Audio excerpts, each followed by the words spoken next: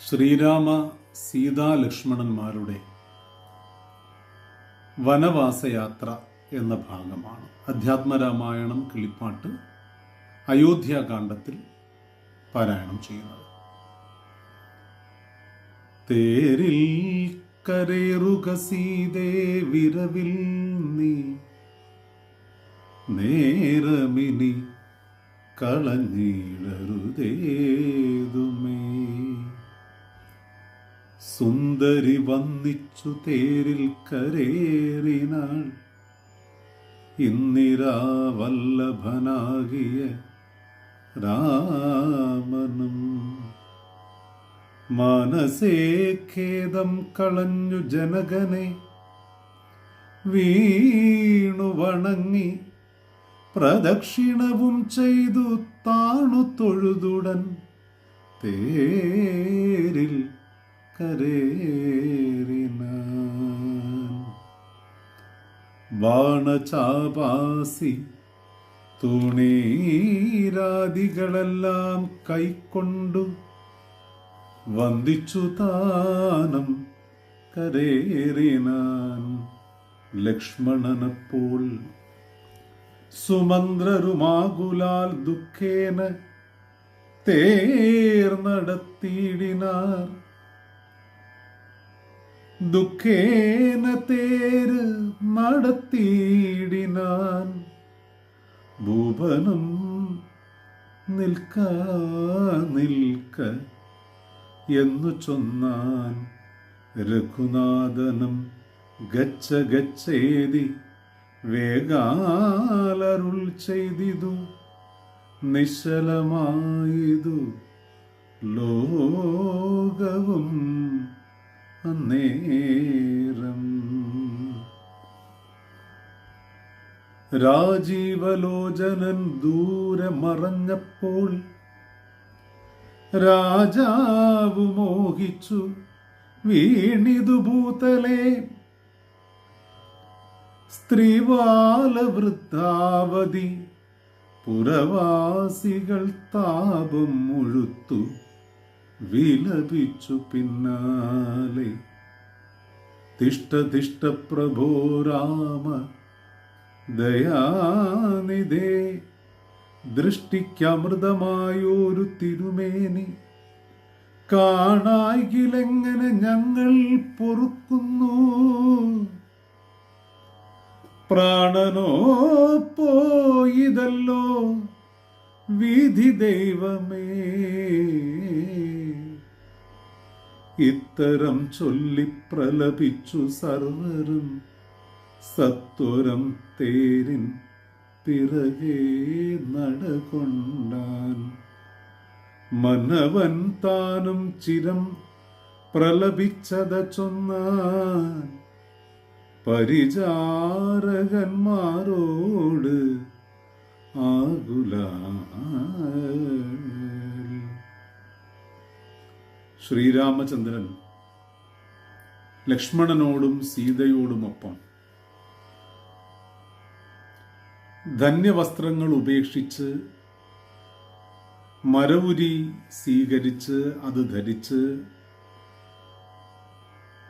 തേരിലേക്ക് കയറുകയാണ്. സുമന്ത്രർ വളരെ ദുഃഖത്തോടു കൂടി വന്ന് തേര് ചലിപ്പിക്കുകയും ശ്രീരാമചന്ദ്രൻ ഈ സമയത്ത് സുമന്ത്രരോട് ഗച്ഛ ഗച്ഛേതി എന്ന് പറയുന്നതിന് മുമ്പ്, അതായത് പെട്ടെന്ന് പൊക്കോളൂ എന്ന് പറയുന്നതിന് മുമ്പ് തന്നെ ഭൂപനായ ദശരഥൻ നിൽക്കണേ നിൽക്കണേ എന്ന് വിളിക്കുന്നുണ്ടായിരുന്നു. ശ്രീരാമചന്ദ്രൻ ദൂരെ മറഞ്ഞപ്പോൾ രാജാവ് മോഹാലസ്യപ്പെട്ട് ഭൂമിയിൽ വീണു. എല്ലാവരും ദശരഥനോടൊപ്പം വിലപിച്ചു. ശ്രീരാമചന്ദ്രന്റെ തിരുമേനി കാണായികയാൽ ഞങ്ങൾ എങ്ങനെയാണ് പൊറുക്കുക? ഞങ്ങളുടെ ജീവന്റെ ജീവനായ ശ്രീരാമചന്ദ്രൻ ഈ അയോധ്യയിൽ നിന്ന് പോയല്ലോ എന്ന് പറഞ്ഞ് വിലപിക്കുകയാണ്. ഇങ്ങനെ സകലരും ശ്രീരാമചന്ദ്രന്റെ തേരിനു പിറകിൽ കൂടി ഇങ്ങനെ നടക്കുകയാണ്. ഉടൻ തന്നെ തേര് മറയുന്നു. ദശരഥൻ പറയുന്നു, എന്നെ എടുത്ത് ശ്രീരാമചന്ദ്രൻ്റെ മാതാവായ കൗസല്യയുടെ ഗേഹത്തിലേക്ക് കൊണ്ടുപോകണം എന്ന് പറയുന്നു. അങ്ങനെ ഭൃത്യജനങ്ങൾ മന്നവനെ എടുത്ത് കൗസല്യയുടെ മന്ദിരത്തിലാക്കി. ഈ സമയത്ത് ദുഃഖത്തോടുകൂടി വീണു പോവുകയാണ് ദശരഥൻ. കൗസല്യയോട് തൻ്റെ ദുഃഖം അറിയിക്കുകയും ചെയ്യുന്നു. ശ്രീരാമചന്ദ്രനും സീതയും ലക്ഷ്മണനും തമസാ നദിയുടെ തീരത്ത് രാത്രിയോടനുബന്ധിച്ച് എത്തിച്ചേർന്നു. തുടർന്ന് ഒരു വൃക്ഷച്ചുവട്ടിൽ അവർ കിടന്നു. സുമന്ത്രരുമായി ലക്ഷ്മണൻ ഓരോരോ കാര്യങ്ങൾ പറഞ്ഞുകൊണ്ട് നിൽക്കുന്നു. ഈ സമയത്ത് പൗരജനങ്ങൾ ശ്രീരാമചന്ദ്രനെ കാണാഞ്ഞ് നടന്ന് അവിടേക്ക് എത്തിച്ചേരുന്നു. പൗരജനത്തിൻ്റെ പരിദേവനം കണ്ട് സങ്കടം കണ്ടിട്ട് ശ്രീരാമചന്ദ്രൻ ചിന്തിക്കുന്നു, ഈ രാത്രി ഇവർ ഇവിടെ തങ്ങും, നാളെ ഇവർ ഉണരുന്നതിന് മുമ്പ് ഇവിടെ നിന്ന് പോകണം എന്ന് ചിന്തിക്കുന്നു. തുടർന്ന് പൗരജനങ്ങൾ സീതമാർ ശയിക്കുമ്പോൾ പൗരജനങ്ങൾ കാവൽ നിൽക്കുന്നു. ലക്ഷ്മണൻ ഉറങ്ങാതെ കാത്തു നിൽക്കുന്നു. തുടർന്ന് നേരം പുലരുന്നതിന് മുമ്പ് തന്നെ ശ്രീരാമൻ സീതയെയും ലക്ഷ്മണനെയും വിളിച്ചുകൊണ്ട് സുമന്ത്രരും ആയി തേര് തെളിച്ച് കുറച്ചുകൂടി മുന്നോട്ട് പോയി പിന്നെ വശത്തുകൂടി അങ്ങ് മാറുകയാണ്. രാവിലെ എഴുന്നേൽക്കുന്ന പ്രജകളെല്ലാം ശ്രീരാമചന്ദ്രൻ എവിടെയെന്ന് നോക്കുമ്പോൾ ശ്രീരാമചന്ദ്രനെ കാണുന്നില്ല. അയോധ്യയ്ക്ക് അഭിമുഖമായിട്ടാണ് ശ്രീരാമചന്ദ്രൻ പോയത് എന്ന തേരിൻ്റെ അടയാളം കാണുന്ന അവർ അങ്ങോട്ടേക്ക് യാത്ര തിരിക്കുകയാണ്. തുടർന്ന് ശ്രീരാമചന്ദ്രൻ സീതാദേവിയോടും ലക്ഷ്മണനോടുമൊപ്പം ഗംഗയുടെ തീരദേശം പ്രവേശിക്കുന്നു. തുടർന്ന് ശൃംഗിവേരം എന്ന സ്ഥലത്തേക്ക് അവർ എത്തിച്ചേരുന്നു. ശൃംഗിവേരാധിപനായ ഗുഹൻ അവരെ കണ്ട് ഓടിയെത്തുന്നു. ശ്രീരാമചന്ദ്രനെ ഗാഠം ആലിംഗനം ചെയ്യുന്നു, വണങ്ങുന്നു, ഗാഠം ആലിംഗനം ചെയ്യുന്നു. ലക്ഷ്മണനെയും ചേർത്ത് പിടിക്കുന്നു, സീതാദേവിയെയും വണങ്ങുന്നു. തുടർന്ന് ഗുഹൻ പറയുന്നു, അങ്ങയുടെ ആഗമനം കൊണ്ട് തന്നെ ഈ നിഷാദനായ ശൃംഗിവേരാധിപനായി എൻ്റെ ജന്മം പരിപാവനമായിരിക്കുകയാണ് എന്ന് സൂചിപ്പിക്കുന്നു. തുടർന്ന് എൻ്റെ വീട്ടിലേക്ക് കടന്നെത്തണം എന്ന് സൂചിപ്പിക്കുന്നു. അങ്ങേക്ക് ഇവിടെ വസിക്കാം എന്ന് സൂചിപ്പിക്കുന്നു. അപ്പോൾ ശ്രീരാമചന്ദ്രൻ പറയുന്നു, ഞാൻ പറയുന്നത് ശ്രദ്ധിച്ച് കേൾക്കണം, 14 വർഷം കാനനാന്തരത്തിൽ സഞ്ചരിച്ച് വരണമെന്നുള്ളതാണ് എൻ്റെ ആഗ്രഹം. അതുകൊണ്ട് ഇവിടെ ഇരുന്ന് ഭക്ഷണാദികളും സ്വീകരിച്ചുകൊണ്ട് ഇരിക്കാൻ ഉള്ളൊരു സാഹചര്യം എനിക്കില്ല.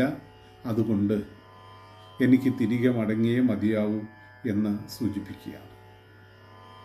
തുടർന്ന് ശ്രീരാമചന്ദ്രൻ ഗുഹന്റെ ആതിഥേയത്വം സ്വീകരിച്ചുകൊണ്ട് അവിടെ ശയിക്കുമ്പോൾ, വെറും നിലത്ത് ശയിക്കുമ്പോൾ ലക്ഷ്മണൻ കാവൽ നിൽക്കുകയാണ്. ഗുഹൻ ലക്ഷ്മണന്റെ അരികിലേക്ക് ചെന്നിട്ട് പറഞ്ഞു, അങ്ങേക്ക് അർദ്ധരാത്രിയായി, അങ്ങേക്കൊരൽപ്പം ഉറങ്ങിക്കൂടെ എന്ന് ചോദിക്കുന്നു. അപ്പോൾ പറയുന്നു, എൻ്റെ സ്വാമി ശ്രീരാമചന്ദ്രൻ സീതാസമേതനായി വെറും നിലത്ത് കിടന്നുറങ്ങുമ്പോൾ ഞാനെങ്ങനെയാണ് ഉറങ്ങുക? ഞാൻ കാവലിനായി എപ്പോഴും ഉണ്ടാകും എന്ന് ലക്ഷ്മണന്റെ സ്നേഹാർദ്രമായ വാക്കുകൾ കേട്ട് ഗുഹൻ ലക്ഷ്മണനെ ആലിംഗനം ചെയ്യുന്നു. ലക്ഷ്മണന്റെ ഭ്രാതൃ സ്നേഹം വളരെ മഹത്തമമാണ്. തുടർന്ന് ഗുഹന് ലക്ഷ്മണൻ ആത്മജ്ഞാനോപദേശം നൽകുകയാണ്. ഇങ്ങനെ തുടർന്ന് രാവിലെ ശൃംഗവേരാധിപനായ ഗുഹനെ വിളിച്ചു പറയുന്നു, ഞങ്ങളെ ഈ തോണി തുഴഞ്ഞ് അക്കരെ കടത്തി വിടണം. അങ്ങനെ ഗുഹൻ നേരിട്ട് വന്ന് തോണി തുഴഞ്ഞ് ഭരദ്വാജ ആശ്രമത്തിലേക്ക് പ്രവേശിക്കുന്നു. ഭരദ്വാജ മഹർഷി ഇവരെ ഹാർദമായി സ്വീകരിക്കുന്നു. അവിടെ നിന്ന് ഇവർ പോകുന്നത് വാൽമീകി മഹർഷിയുടെ ആശ്രമത്തിലേക്കാണ്.